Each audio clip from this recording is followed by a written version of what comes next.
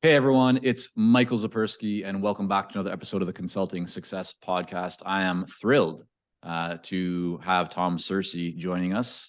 Tom, a big welcome.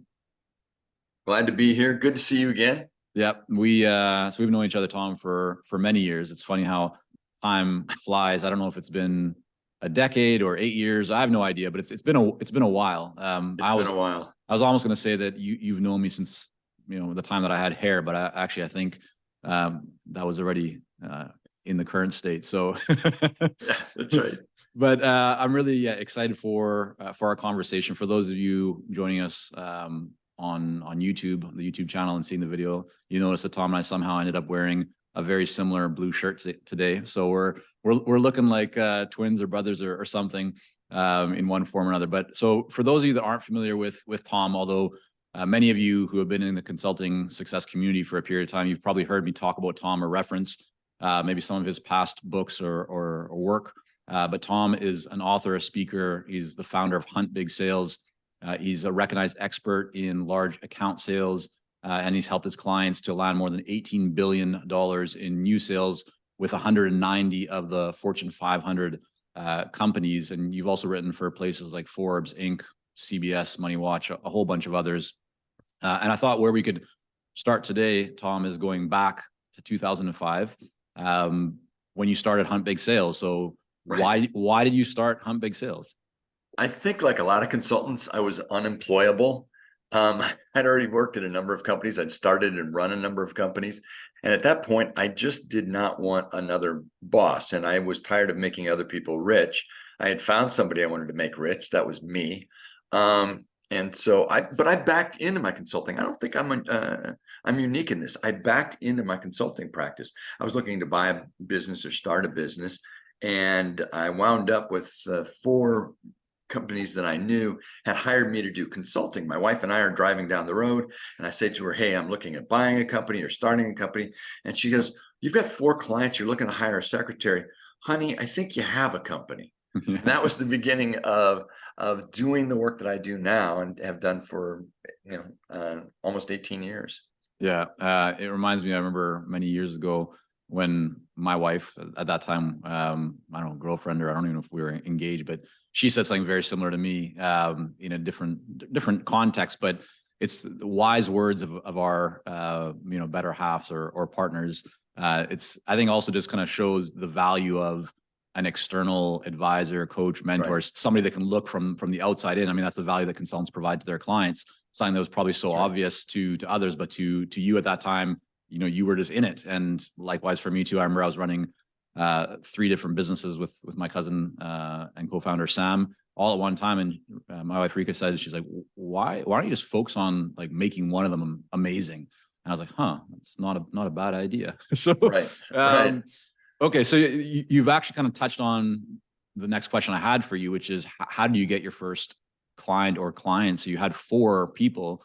For those that are maybe earlier stages joining us, some will be already well into the development of their business. But for those that are earlier stage, they might be interested to just learn, how did you go about getting those first few clients? My first few clients were actually all a part of a CEO forum group. And so I was a CEO, they were CEOs, and they knew what I did and I knew what they did. And when I had left the company I'd been running, and I said, I'm looking to buy or do consulting or whatever, their answer is, I'll take you. And so they just said, until you get that done, why don't you come in and help me with that? So, I'm not, when you're networking, and I'm a big fan of connecting. Networking makes me a little nervous, but if you're going to network or if you're going to connect at the CEO level. I know that sounds like, oh, that's really, really hard to do. CEO groups are where people write checks because they have CEO level problems. And I'm not a fan of RFPs. One of my books is called RFPs Suck. I'm not a fan of bidding out or paying by the hour. When you talk to a CEO, they pay big money to solve big problems. And they're usually the ones who know what those really large enterprise level problems are. Yeah. So That's the key to the kingdom. Well, you know, there's been, and I'm sure many listeners right now who are our clients or have been in our community will just resonate with what you just said from the perspective of when clients often ask us or have questions about RFPs. One of the first things that I say to them is, listen, RFPs can work, but you need to be, number one, prepared that it can take you at least a year, if not 2 years, to even get to a place where you have a good shot at winning anything.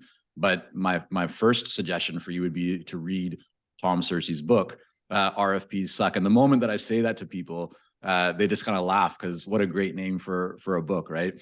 Right.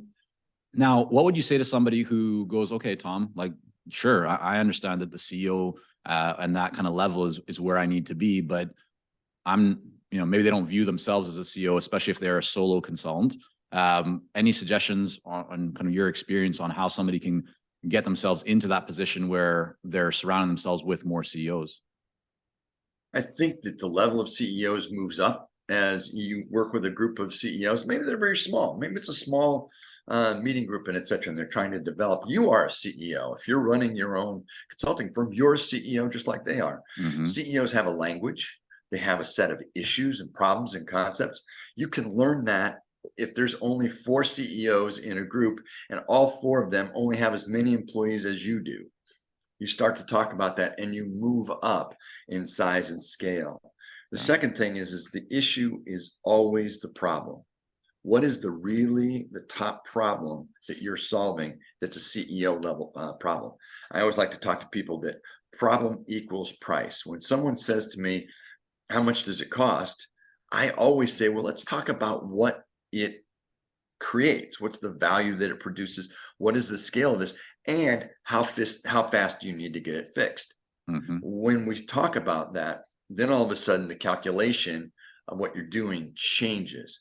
I will tell you right now, we will never charge by the hour. Never, never, never. If you're charging by the hour, you're just the most expensive plumber. Mm-hmm.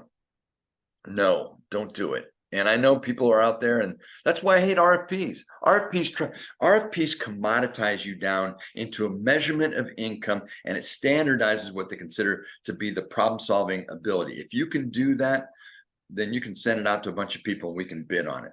I've done government deals, Fortune 500 company deals, and every time they say you're going to need to go through purchasing and procurement, my answer is I'll need to talk to a level up. And they said, why? I said, because CEOs and COOs and that level, they invent money. How do you mean they invent money? They don't have a budget. They have a problem. And so if you don't have the problem that money will be invented for, I need to talk to someone else. Okay. So you're hitting on a bunch of things here that I know everyone that's tuning in is going to want to know more about. And so I can't just gloss over and go to the next question that I'm, that I intended to ask you. So let's go a little bit deeper into this. So take me through, if you could, in more detail. You don't have to name names, but the situation where you're talking to, whether it's, a government buyer or a government kind of department or some large organization, and they say to you, yeah, Tom, like, we want your help. And maybe somebody higher up in the organization, said that you're the person to speak to and hunt big sales. But yeah, let's connect you with our purchasing department so that we can kind of get you all set up. So your response is no. Like, I'd love to actually know what is your exact language. And then I'm sure there is pushback. How do you navigate that to get to the place where you actually end up speaking to a buyer that doesn't have to, wrangle you through purchasing and allows you to actually charge full fees and have more kind of freedom and flexibility of how to navigate that? My statement typically is are you using purchasing to create me as a qualified buyer and approved buyer? Their answer is yes. Okay, fine. That's absolutely appropriate. If you're American Express or you're a large bank or you're a large military contractor, fill in the blank. Sure. You have to get me approved as a particular provider. I say, great. That's completely appropriate. Will I be defining scope, fee, and all the works of outcomes with you, or will I be using procurement? If their answer is, I'm going to do that. I said, okay, great. Will you sponsor the purchase or will you be handing it over to procurement? And their answer is, I'm sponsoring the purchase. And I said, okay, great. Just walk me through that process really quickly. How does that work? You and I come to an agreement, and I put together a scope of work document that has a bulk fee for it. Then what do you do? And they say, well, I review it. I get, I get the rest of my team on board with it, and et cetera. And then I send it to procurement. Mm-hmm. Okay, I understand that. What do they do with it? And said, well, they go out and get 3 bids. And I said, that's okay. I'm out. What do you mean you're do out? you actually say you're out? You just say you're out at that moment? I say I'm out. Hmm. And they said, why are you out? I said, I just wrote the specs for you to go out and get the marketplace definition for what the issue is. I just wrote your RFP. I said, I just transferred intellectual property to you. It's okay if you want to do that, but I will charge you for what I just gave you. And I'm a very direct person that way, but direct like you and I are talking about right now. Sure. Anybody that I am talking to at that level, they get it. Mm. They understand. And if I said, are you going to solve your problem because procurement says you can? Do you have to go, and I say this, do you have to go to your parents to get a sign off so that you can go on the field trip? And if you have to go to your parents to get the sign off for the field trip, then you don't get to go on the field trip. And like I said, I'm direct that way because I know how this game goes. Yeah. They go to procurement, then I get shaved down, then they send it out to somebody else. And my answer is no. I'm not that big a company. I don't have 6 months to wait for you guys to go ahead and sort this out and then put me up against 1 or 2 other companies out there. And then we haggle price, Mm-hmm. no. And more than 9 out of 10 times, their answer is no, we want you. I said, great. Then you and I decide on what we're going to do and what it's going to cost and agree to it. Yes. All right. Then I need your signature slipstream through procurement into first invoice. Mm. And you know what, Michael, it works. What the reason do you, is I'm at the right level. Go ahead. Yeah, no, I love that. And I appreciate you going into that detail. I think everyone will find that really helpful. What do you think gives you or has given you the confidence to come in with that level of, just direct language and not worrying? I mean, I think some people might be concerned that they're going to ruffle feathers or they're going to lose that opportunity. When you say, hey, if you want to, like, I've essentially written this transfer this IP, I'll charge you if you like that. That to some people, I think maybe like, whoa, wait a second. Like, the buyer didn't even know that you were going to charge them. And here you're saying you're going to charge them. So some might kind of view that as you're going pretty strong here, but it works as you said. And I can see how you're, raising yourself, you're bringing yourself or maintaining that peer-to-peer relationship. That's right. But I'm wondering, where does that come from? Like, is that because you maybe didn't used to do that? Or like, I wonder, was there an experience, or just kind of give us a bit of background into what got you to that place that you're so confident so that others can maybe also work to become confident in that way? Okay, so taking a step back, before I was a consultant, I ran 4 very, very fast growth companies. They either went 0 to 200 million, or they went from 10 to 100 million, and all 4 of them did that in less than 5 years each. All right. Now, just so we're clear about that, that means I failed at a very rapid rate. So Yeah. I made as many mistakes as I could. But what we learned early on, and I've stuck to it, is it's not who I sell, it's who I don't sell. I try and get rid of as many opportunities up front that are going to fail. People ask me, why is your conversion rate so far or so high? It's easy.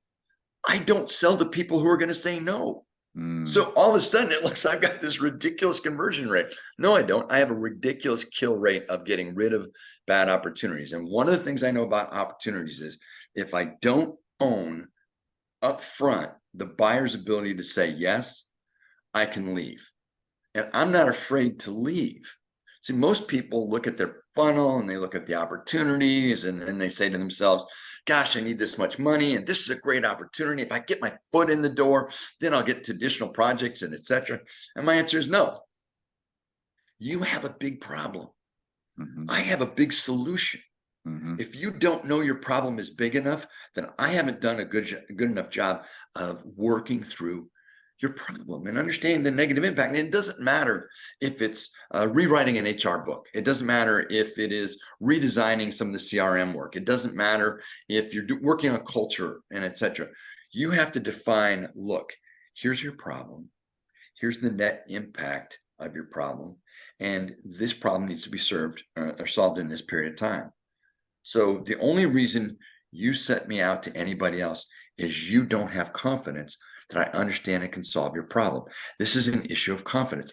So my question is, what things do you need to understand that I need to do a better job of explaining that will give you the confidence that you don't want to go through another process to find someone who's going to come in second place? So I am very direct about that because I'm afraid that I'm going to spend time with someone who's going to say, we should do this later. Right. We should do it smaller. I need to refer this to someone. Yeah. No, I'm not interested in that. So another way to kind of view this might be that you are being direct because it actually gives you the answer that you're looking for a lot sooner, right? So you're, rather than delay the potential inevitable of just a lot of like wasted time or finding out that things just get more complex or that somebody backs down or doesn't, you're just saying very quickly and up front, like, here's the deal. Which way do you want to go? Do you want to make this work? And if you want to make work, let's do it. And if not, all good. And then you just move on to the next. Well, if I can give a quick example. Please, yeah. So we were talking to a company and they contacted us because of something that they'd heard or whatever good about us. Yeah. And they said, well, we're going to be looking at several companies. And we said, okay, well, tell me about the problem. And they gave us the $100 million answer. And we said, what are the other kinds of companies that you're looking at? And they were looking at a CRM company. They were looking at a skill set management company. They were looking at somebody to reorganize their sales. And they were looking at us. We said, okay, you know what you just told us? You really don't know what your problem is. So our recommendation is, when you figure out what your problem is and landing large accounts happens to be your problem, call us back. But you don't know, if you're looking at those four options, you don't know what your problem is. Now, 15 months later, they call us back and they say, we think our problem is we need to land larger accounts. Well, now we have a conversation that makes sense, because, the other ones, those aren't bad solutions, Michael. They're not. They're just not good solutions for certain problems. Right. And that's the other part of the confidence. The confidence also comes from, I know my lane. If you have these problems, then we're the right thing. We can do sales training. We're very good at it. It's a part of what we do. All right. We can do systems interface. It's a part of what we do. So we do all those things. Number one issue, do you have big sale problems? Then I can look at the other things later. Yeah, no, that's really helpful. So the other question that I had for you is, you talked about pricing and the fee. And when a buyer says how much is it going to cost, you really want to get to the heart of what is the value of the problem, or, the impact it can have for the organization. And then also you said, how fast do you want to solve that? And I'm wondering, do you internally have a formula that your company uses to figure out the right fee for a given project?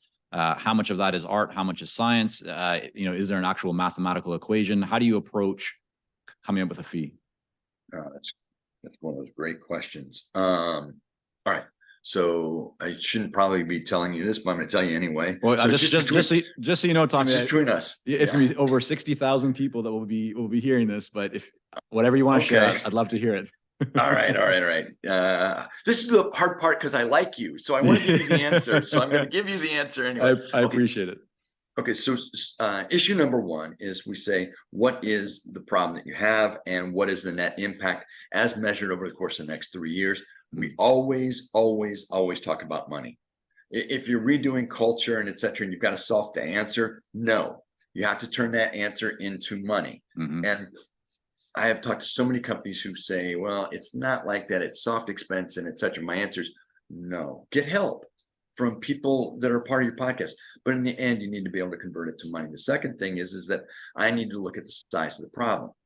When people talk to us and they look at our fees are very, very high. I mean, they're not one of the top 4 consulting firms high, but they're very high. People say your fees are high. I said, I should be the most expensive consultant you've ever hired.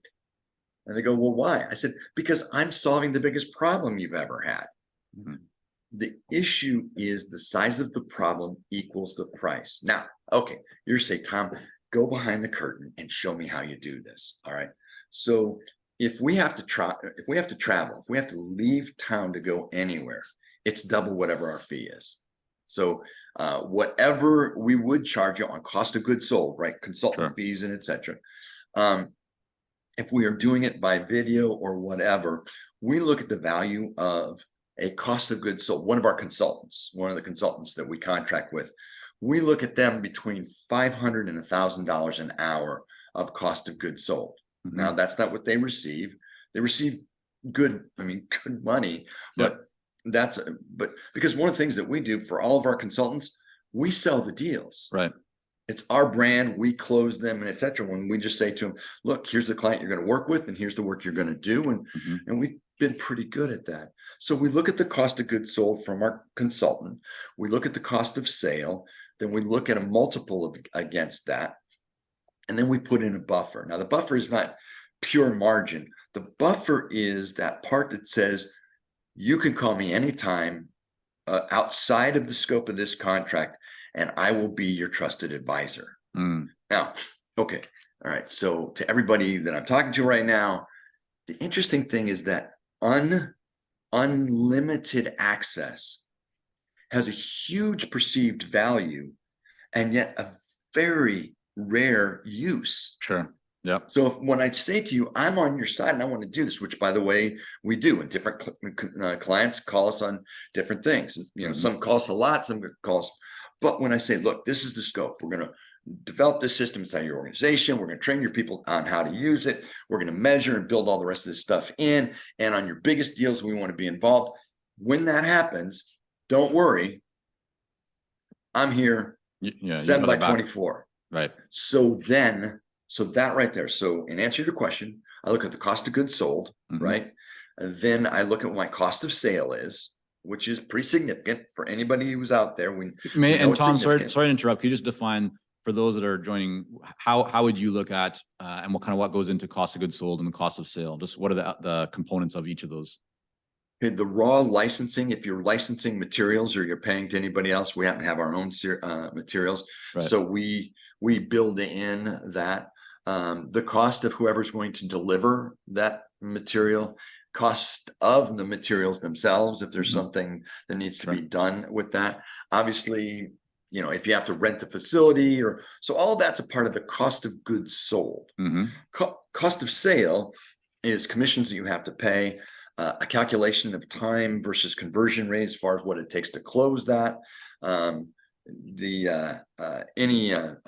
What you would call referral partner or channel partner and what they receive, which sometimes is a double commission, right? Your salesperson gets a commission, your channel partner gets a commission, and we put in for ourselves marketing and advertising. So all of the cost of sale goes into that. Then there's a G&A, which how do you run your office? What platform do you, all the stuff that we know about G&A. And then above that, hey, why don't we take home some money? Right. So that's where the margin comes in.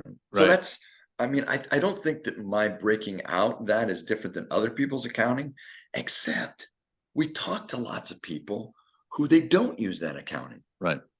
They just throw themselves out there for X amount of hours. Their ability to say, I'm available to 7 by 24 throws away the value.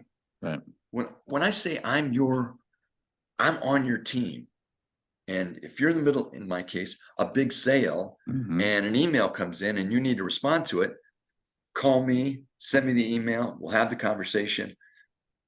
That decreases their feel that you're a one and done provider. Sure. Yeah, you're really partnering with them. So that's right.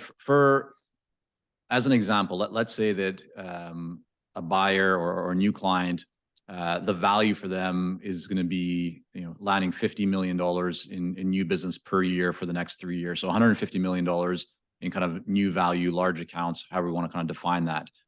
How would you go about applying? So you obviously have your cost of goods, you have your cost of sale, you have that, you have the multiple part, right? Which I guess that's kind of where you're thinking about the value component. But what some people struggle with is this idea of, well, I'm helping to create $150 million.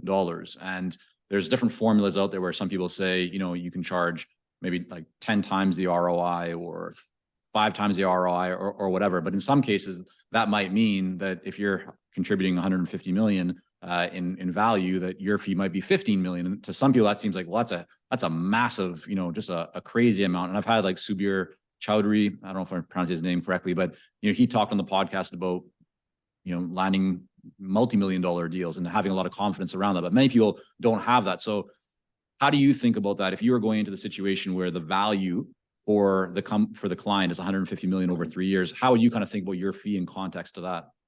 Well, that's a great question. I will tell you, I've had a strong caution about taking a percent on ROI or on gross revenue or whatever else. And there's 2 reasons for it. One is I'm not doing the accounting. All right. And so someone else is counting the money. The second thing is I don't know if their organization will implement the things that I bring to them along the way. And so that has to do with leadership and commitment and sustained energy and et cetera. And so what we do is we put together an overall program. We have a very systemic approach for installing our program and system and for coaching it along the way and doing all those kinds of things. And depending upon the size of organization and the number of people and the number of groups that we're going to have to do, we then install that overall system.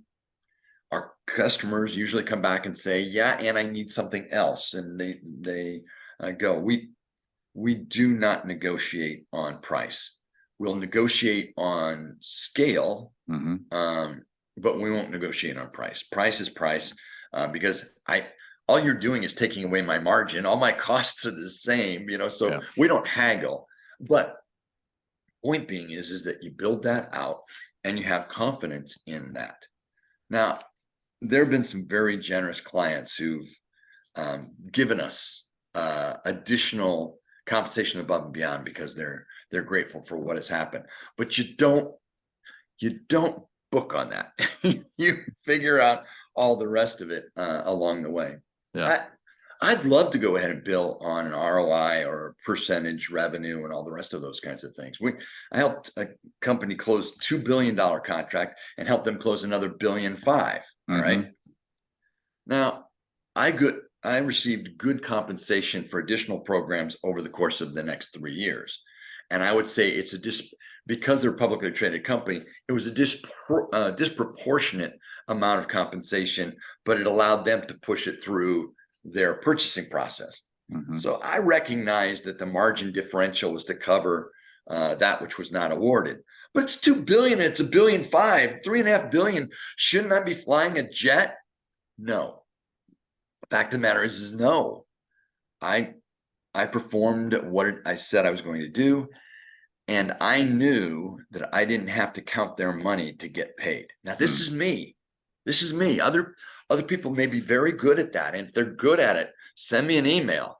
I'd like to get better. Yeah. So, well, we can talk more after. I have a few ideas, but no, I love what you're sharing here. So a question for you, Tom, what do you really see as the main differences or kind of distinction between, call it that larger account sale, and in your mind, or just inside of your company, what is the definition maybe of a large account? Does it start at 6 figures, or how do you kind of think about, first of all, a large account from a dollar or kind of currency perspective, for kind of numerical, and then is there a big distinction, or what is the distinction between maybe just smaller account sales and large account sales?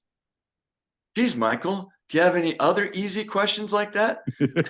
I told you, these are all easy, man. We're just sitting down. Oh, yeah, this is a layup. Explain to me the entire business model. Go. Wait till you see my advanced questions. Those are for next time.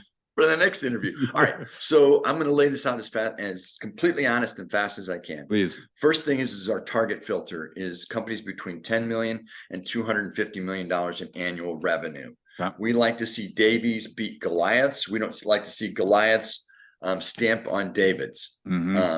So that's an issue of choice. We get Fortune 500 companies that we help out every once in a while, but that's not who we talk to. Second thing is that these are companies that are looking to change the nature of their average sale from whatever that dollar amount is to deals that are between 2 times and 10 times the size of their average sale. They have $100,000 average sale. They want $200,000 to $1 million sales.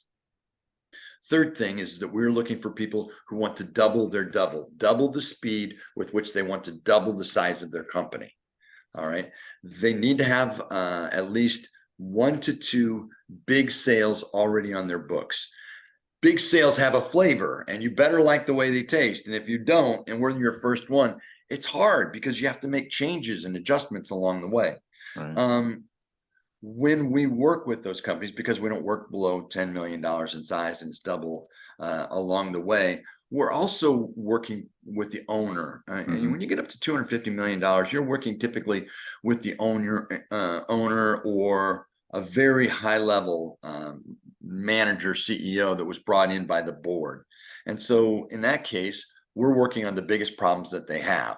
And it doesn't matter if it's culture or HR or finance. I mean, anybody who is on this podcast right now, I have seen almost every industry that's out there as far as professional services and consulting. Every one of them has a customer base, whatever their amount is, who has that larger problem. We look for people who've got big problems and they need to get them finished with or started on and hopefully completed as far as stage 1 within 6 months to a year. Now, installing a system like ours takes a long time, but they need to see early wins, financially beneficial wins within 6 months, or they lose their flavor for the effort. Right. And I understand that. And how does that fit into, for you and your company as a consulting firm owner? Do you view it in the same way, meaning that for those that are joining us, running consulting firms, whether they're a solo consultant or a small firm, is the opportunity the same for them? Meaning, should they also be thinking about larger accounts, bigger consulting engagements, or is that a real challenge for a smaller firm or even a solo consultant that they maybe should be kind of staying away from? What are your thoughts on that? That's a great question. All you ask are great questions. I know I've said this is a great question. It's not my standard response. I don't say to interviewers, "Hey, that question sucks." I don't say that either. But here's the thing. All right. Why does a $10 million client work with a company like ours? We are, let's just say, adult money, all right, to hire us. It's because they have a vision of being significantly bigger in a particular window of time. Right.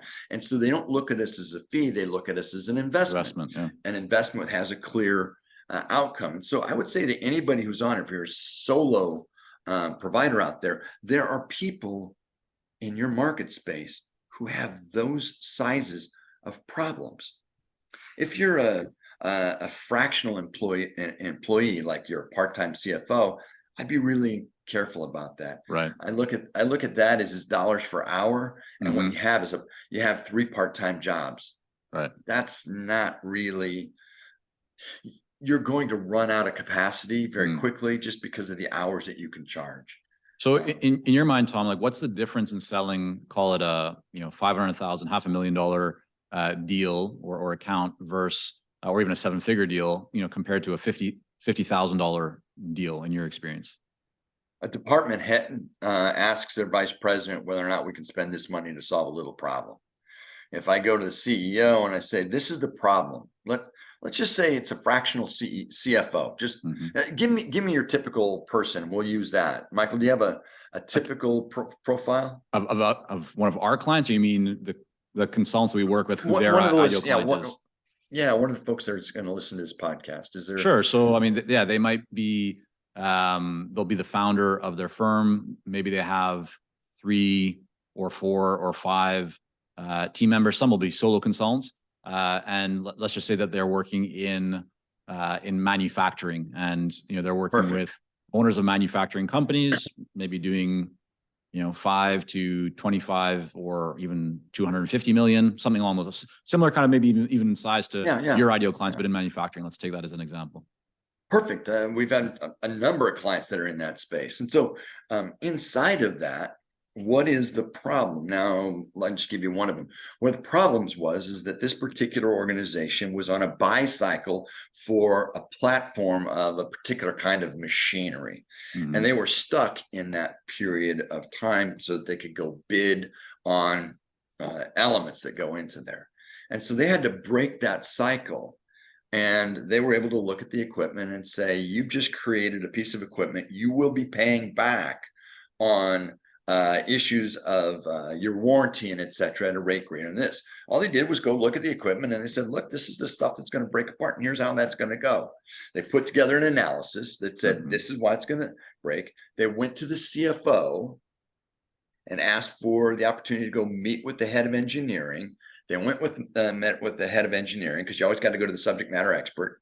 And from that part, that conversation then opened up to a much larger dialogue about what are the parts that fail. Now, that's an example. It's because it's all intellectual property. They're not making anything. They're not really even, they sell whatever the components are. But my point being is that if you are butts in seats, programming or whatever, your dollars per hour. That's okay.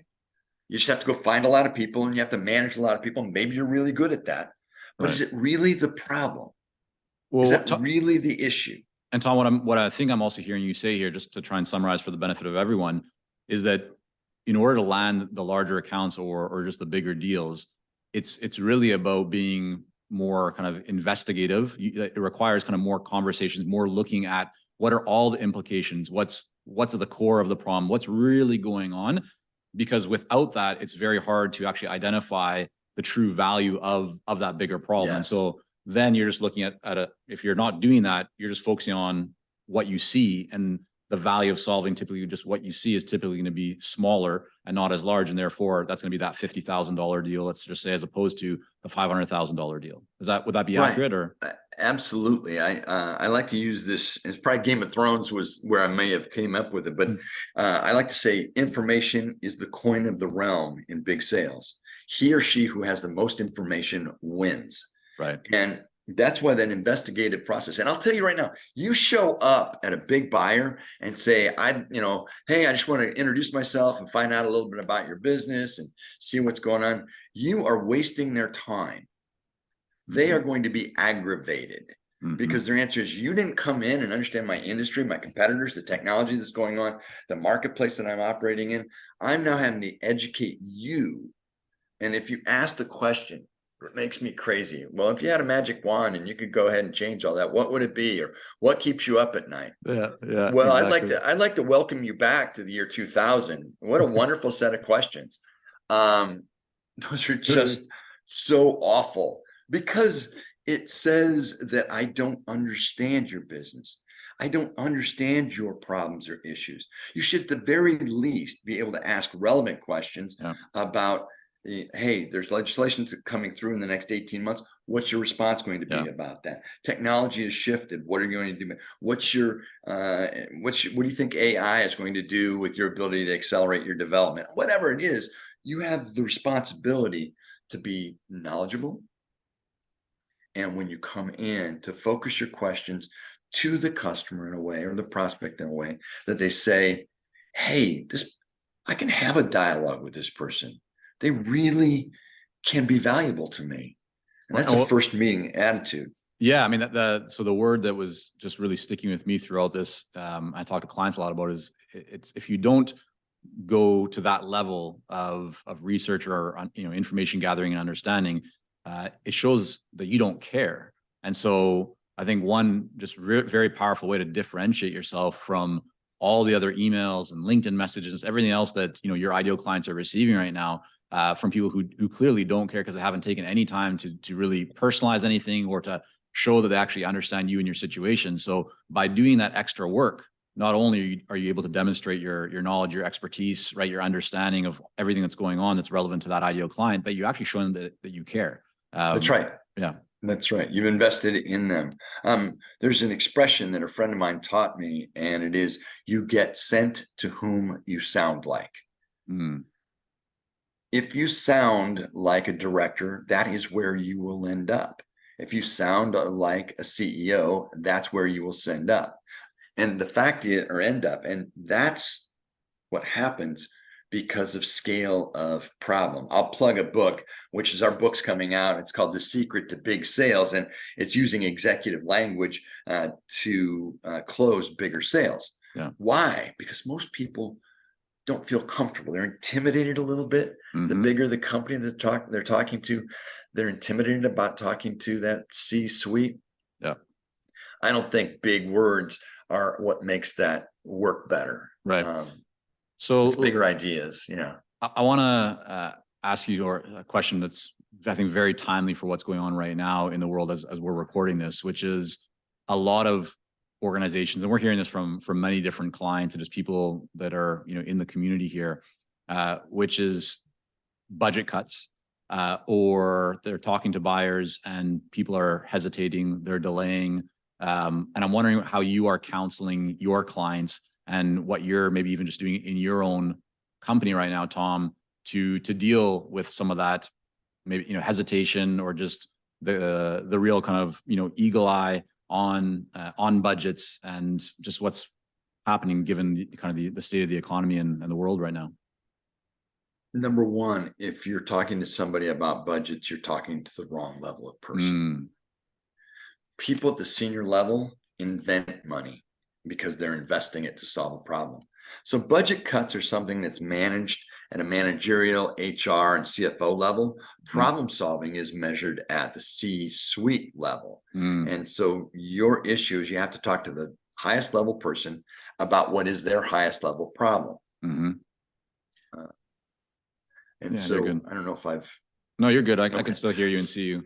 So that's about the budget. And then what would you say, I mean, even with, let's say you are talking to the CEO or owner, but what if there just is more hesitation in their mind right now? So I'm wondering, like, is there anything that you're doing inside of your own company? Like, are you experiencing any of this as you're talking to prospective buyers? And are there any changes that you're making right now, given some of the, you know, call it kind of hesitation that people are maybe demonstrating now more than before? We're benefiting from some of the choices that are being made because there hasn't been an occasion in which people need less revenue. Right. And we are a fast to growth revenue company. That's what we do. But this goes back to the issue of problem. See, when you lose a whole bunch of people, you're Microsoft or you're, you know, Facebook or fill in the blank, stuff that we see coming through the media right now. They got rid of all those people, but they didn't get rid of all those problems. So, as a matter of fact, they lost the resources to get rid of them. And what's interesting about income statements is that when you have personnel and you wipe that out, it makes an enormous amount of impact. When you back sell consulting services in to solve problems, what do you look like? You look like a very small line refilling in what was a very big line. So focus again and again on the problem, because people who lost 7,000 people, 10,000 people, 100 people didn't lose the problem. Right. I love that. All right. So we're going to wrap up here in just a couple of minutes, but one other question I had for you here. So let's say that you're sitting down with a friend who runs a consulting firm, and she really wants to start landing larger accounts, bigger deals, bigger sales, bigger clients. What advice, maybe just kind of, you know, a couple of points, what would you counsel her on doing? What would you say that she should focus on first just to get started? First step is all of the people, all the companies they've worked with that have had less than a 50% conversion rate. So industry, size of company, characteristics, whatever. These are the people you don't talk to. Now, yes, there's always an opportunity in there. You could hit a home run, but right now, let's go to the people who know that we know in those industries. Now, let's just say we have that target filter. The second thing inside of that is, what is the message that the senior level person, what is their biggest problem that they have? It's actually not your product and it's not your service. It's their problem. So you have to tailor your product and your services to that problem. The third thing I would say about that is you need to determine how you're going to ladder up, what we call ladder up, which is if I'm going in the door of, let's say for the sake of typical, I'm going in through the director of HR and I'm moving up through the vice president of HR and I want to get to the CEO. There are what we call a layer cake. There are 3 layers of concerns and each one is a little bit different. So you have to be looking at what the problem is for each of those and then layer cake up or ladder up to the next level. And that typically has to do with the nature of those problems. That's in the book, but it's also kind of a core idea that you need to have out there. I would say that the next piece to that is how are you going to source those leads? I will tell you, knocking on doors and cold calling and etc. People tell me it works. Okay, if you say so, and if you've got a system that works for you, I think you should share it with everybody. I think it is inefficient as a system. You're an expert. Go to places that experts are needed. Now, there's places like LinkedIn, and there are places that experts are needed, like podcasts like this, where Michael's been asking me nothing but expert questions. There are places where you can have podcasts, and you may say, well, what's, podcast? How do we get advertised? How do you get everything else? Start out with your current customer base and your past customer base, and just send the podcast out to them. Inside of less than 12 months, they have another problem.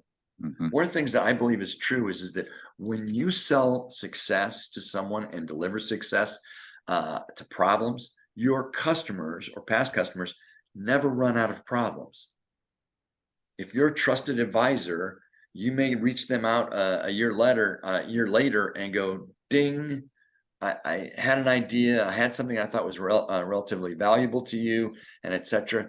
I wanted to talk to you about that. Now, people don't do that as often as they could or they should. Sure. Yeah, definitely. It's not about selling a product. It's about finding out where they are in their business and what is the problem that they're dealing with right now. So those would be my first 3 things that I would say to any consultant that's out there. Those are great. And the one quick follow-up I have on that, Tom, is I think people wonder, what have you found is the best way? So let's just take this friend of yours. She goes, yeah, okay, but I don't know the biggest problem right now that CEO has. How would you counsel her to try and find that out? Great question. Another one, Michael. I would say first, follow the money. Can you define the problem that a CEO or CFO, CRO, vice president, fill in the blank, has that is about money? So if you're selling soft benefits, you're going to have a hard time in today's economy. You need to translate it through to a financial number. So I would start off with what is the problem and how much money does that problem cause? If you feel to yourself like you don't have all of that number, go spend time with more of the people that are in that industry that friends that you've developed and etc., and calculate out. One of the interesting things is that I like to throw out that we think this has as much of an impact as this. What's the number you see? 9 times out of 10, they have a bigger number than you do when I'm talking to a prospect. Yeah. So the conversations part, I think that you just mentioned is so key. If you don't know that, if you don't have access to that information right now, you just need to get out and talk to more people that are in the right places that can help you to formulate and get clarity around those pieces. That's right. Tom, you and I could keep talking for many hours here, but I know we both got to hop off. So first of all, I want to thank you for coming on the podcast here today. It's always a real pleasure to speak with you. Your new book is not out yet, but it might be out by the time that the podcast goes live. We will certainly start sharing that around and, probably on social and whatever other places with clients and so forth. But can you just tell us again, for everybody listening and watching, what is the name of the book so they can try and find it on Amazon or wherever the book is going to show up? It's called The Secret to Big Sales, and it is using executive language to land big sales. And if you want to reach out, we're at huntbigsales.com. and be happy to be helpful. We do exactly what we tell everybody else not to do. We bring in some free consulting, but you know, you get a chance to have conversations like we did today with Michael. And I'm sorry, we like to see Davids beat Goliaths, and it's just an addiction. So if you There we got go. stuff and you want to talk about it, reach out and we'll do what we can to help you. Yeah, fantastic. All right, Tom, you answered my next question for you, which was just, where should people go? So again, everyone, huntbigsales.com. Look for Tom's new book. And Tom, again, thanks so much for coming on. Michael, thanks so much. Really enjoyed it. Hope we can talk again soon. For sure.